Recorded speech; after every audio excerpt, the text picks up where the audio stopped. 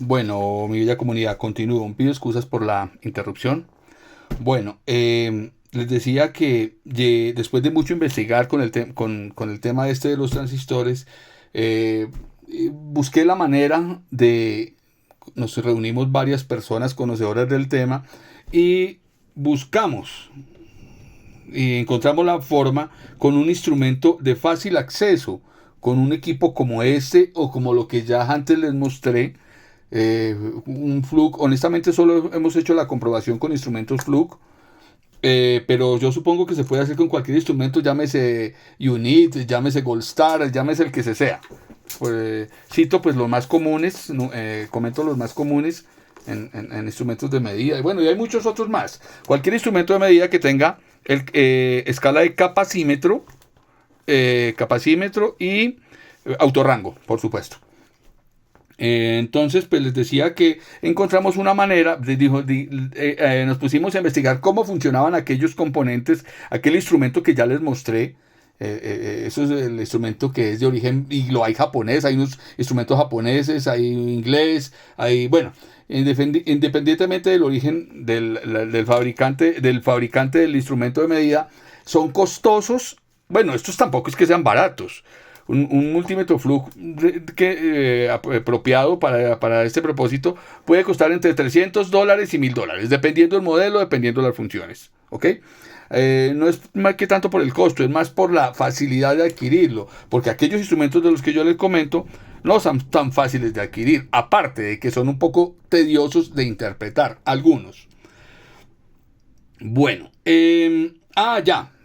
Ya enseguida les voy a mostrar algo acá. Entonces nos pusimos a investigar cómo funcionaban esos equipos, cómo era que tomaban el dato, cómo hacía eso para medir el transistor en su interior, que el silicio estuviera en buena condición y por supuesto que fuera un silicio denso, ¿correcto? Y nos encontramos con que hay una pequeña función escondida en los multímetros. En este caso, como les digo, utilizamos multímetros Fluke para dicho propósito. Vaya, se me rompieron los guantes. ¿Por qué me pongo guantes? Porque la medida que se va a tomar no debe uno generalmente... A ver, yo hago acá una prueba. Acá lo pongo en diodo. Si voy a medir un transistor X, por lo menos un D388, que es un transistor, este es negativo, NPN. Cuando voy a tomar esta medida, la que ya les voy a explicar, base a colector, base a emisor, correcto, y colector emisor, no deben haber conducción alguna. No debe uno tocar el transistor, o sea, la medida se debe tomar con las dos puntas y el casco al aire, ¿sí? La medida que ya les voy la función que les voy a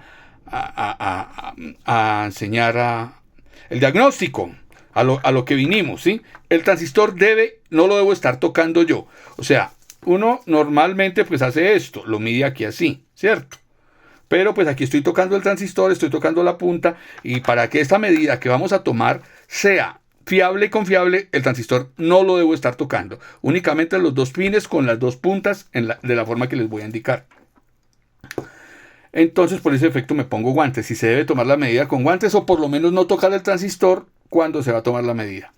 Entonces les decía que nos pusimos a investigar cómo funcionaban estos componentes, estos instrumentos, y nos encontramos que en los multímetros, por lo menos en los Fluke, están escondida, o no, siempre ha estado ahí, no es que esté escondida, sino que tiene otro propósito.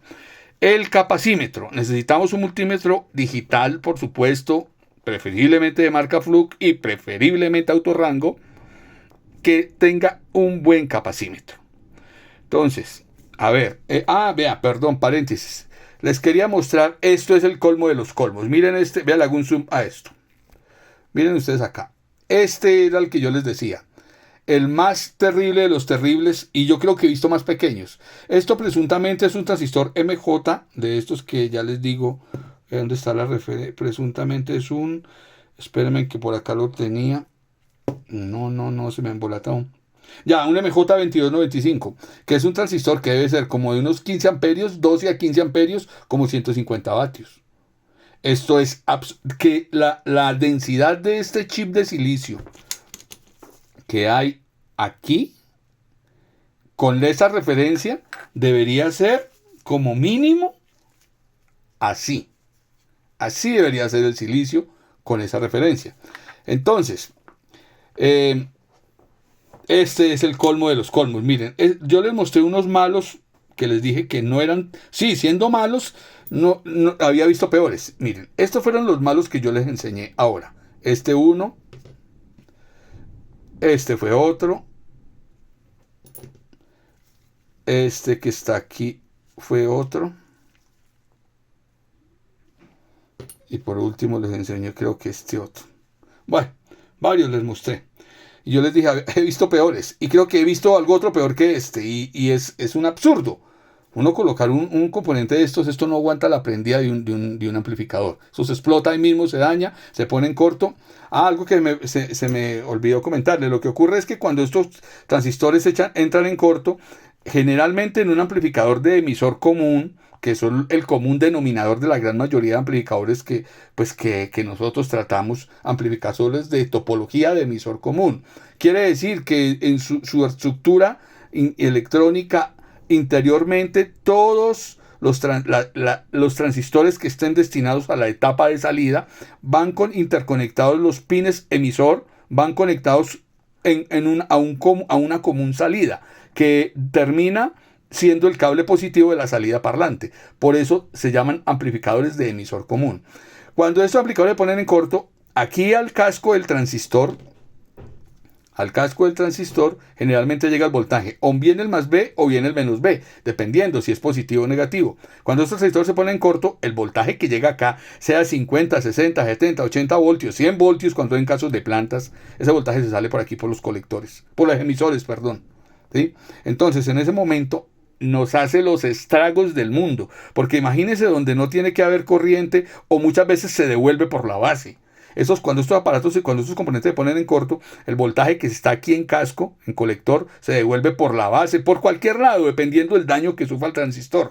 En ese entonces, imagínense por donde tienen que haber, digamos en la base que tiene que haber un flujo de milivoltios, ¡pum! De sopetón, de repente se salen 50, 70 voltios, de ahí para allá se causan muchos daños, se queman otros componentes, se nos incendia la placa, etcétera, etcétera.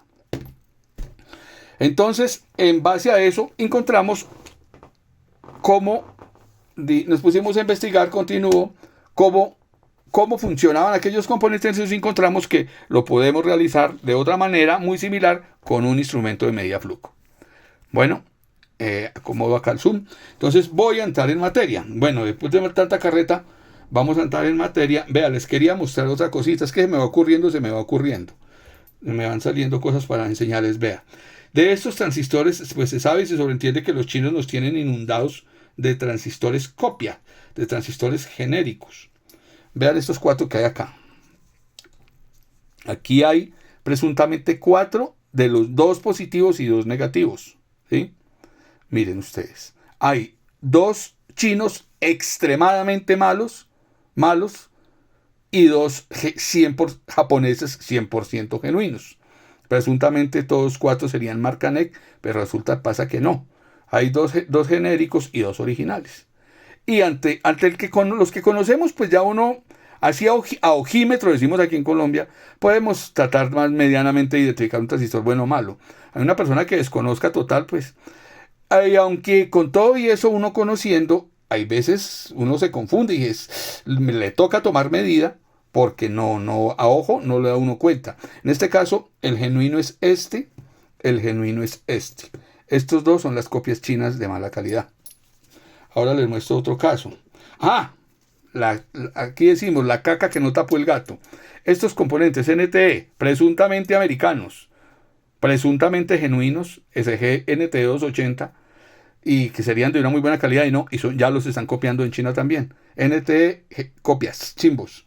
Perdón la palabra, no son fiables. ¿Qué más les puedo yo mostrar? A ver otro. Ya les mostré los Motorola, los ON. Estos son genéricos. Estos son... bueno, pues ya les dije. Aquí está el genuino. Y las copias, que son estas 2. Ahora vamos a tomar medidas. Ya saben que un transistor genuino, en su interior, el silicio Puede ir de cualquiera de estas formas, dependiendo la marca, el fabricante, etcétera, etcétera. Ya les muestro. Un transistor genuino puede ser así, generalmente por dentro. El silicio denso, grande, un cubo grande de silicio, y por supuesto eso mide alrededor de espesor 1 milímetro, milímetro y medio, me lo he encontrado hasta de 2 milímetros de espesor, un gran bloque de silicio. Un transistor genérico, en su interior, estamos resumiendo, generalmente el aspecto del bloque de silicio va a ser y ahora se me perdió el que tanto quise mostrarles, el que dije, aquí está. Un transistor genérico en su interior, generalmente el bloque de silicio, ustedes, si se llegase el caso dado que lo abren, va a ser cualquiera de estos casos y muy seguramente así. O sea, hay muchas probabilidades de que las cosas sean iguales o peores a esto. Transistores que no sirven absolutamente para nada. Bueno, entonces ahora voy al tema. Acá vamos a colocar el equipo en escala de, bueno, acá están 3 escalas, continuidad, ohmiaje y capacitancia. Acá con ese botón lo pasamos a capacitancia. Vamos, perdón, voy atrás, no, voy a repetir porque no se observó el proceso, estaba el zoom ampliado. Vuelvo y repito, lo ponemos en escala correcta para, en este caso, en este multímetro, en esta escala tenemos capacitancia, diodo y continuidad. No, perdón, capacitancia, ohmios y continuidad. Entonces, a través de este botoncito lo ponemos en capacitancia. Ahí nos dice, miren, si ustedes se fijan, nanofaradios. Está listo para medir capacitores. Él empieza, creo que es de la escala mínima. Bueno, ¿qué ocurre? Vamos a, pero no, necesito irme para atrás un poco. Vamos a medir un transistor. Vamos a escoger un X cualquiera. Vamos a medir un transistor chino que sea de muy mala calidad. Puede ser este. Puede ser un NT de estos. Puede ser, vamos a escoger otro, un B de estos. O uno de estos.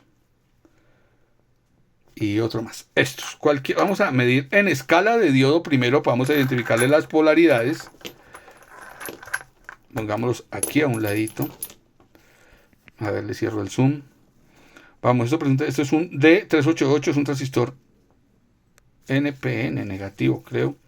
D388. Ok, mira. Base a colector. Base a emisor. Esto es un transistor negativo. Dejémoslo aquí. Este MJ, solo que este es positivo. Correcto. Este es positivo, dejémoslo a este lado. Este NT 280 presuntamente, que de 280 no tiene nada. Averigüemos la polaridad. Esto es un transistor negativo. NPN. Dijimos que va aquí con este. Y este B es acá. Este MJ presuntamente 15024 es un transistor positivo. PNP. Entonces, ahora, listo, ya sabemos, ya le medimos que la juntura está bien. Los transistores están correctos. Ahora vamos a la medida que tanto esperamos todos, que qué es lo que nos quiere usted enseñar. Estarán diciendo más de uno. Ahí voy. Colocamos el multímetro o el instrumento de medida en posición de capacitancias. Vamos a tomar el transistor así, como ya les dije. En este caso tengo guantes, no importa que lo coja. Pero si no tienen guantes, hay que descargar el componente y no tocarlo. Tomar únicamente las pinzas. Tocarle las dos. La medida se toma entre base y emisor. No debemos tocar el colector para nada, ni con las manos ni con las puntas. Solo la medida se toma entre base y emisor. Entonces, este es un transistor positivo, dijimos. Me confundí. A ver, devuelvo aquí un poco. este es negativo. Este es un transistor negativo. Volvemos a la escala de capacitancias. Entonces, si es negativo, como por supuesto un transistor negativo se mide con la punta roja del multímetro en base, entonces base a colector se mediría acá, base a emisor, entonces, ojo, no los quiero confundir. Si la toma de juntura en el transistor yo la mido con punta roja en base, la toma de, llamémoslo así, vamos a denominarlo, la toma de capacitancia o de densidad del silicio se toma con la punta inversa. Al revés. O sea, miren lo que mide este transistor. Repito. Vamos a diodo. Es un transistor que es negativo. Miren. Base, colector, base, emisor. Negativo. Volvemos acá. Entonces, como es negativo, lo mido con punta roja en base. Entonces, la toma de densidad de silicio la voy a tomar con punta negra en base. Lo puedo coger porque tengo guantes. Si no tienen guantes, no deben tocar el transistor. Miren lo que mide. Nos da 1.6. Vamos a los demás negativos. Buscamos este D. Nos da 1.4. Vamos a otro negativo. Nos da, bueno, este da un poco más, 2.1. Van en este orden, de mayor a menor. Ahora, les voy a enseñar un transistor de muy buena calidad negativo. A ver, busquemos uno. Yo creo que hasta aquí, para no alargar mucho las cosas, voy a cortar el video y seguimos con otro segmento.